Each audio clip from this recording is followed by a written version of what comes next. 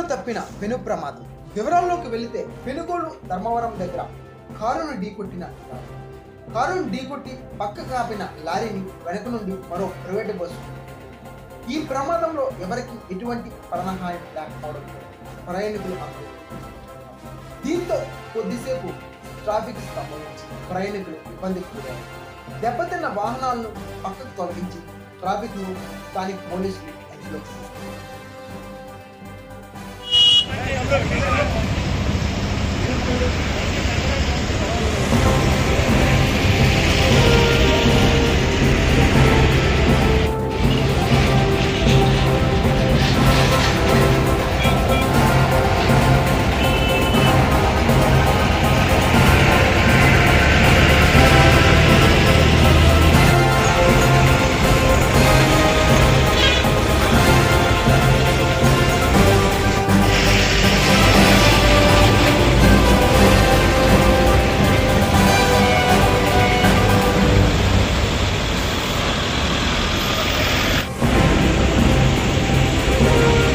Chana.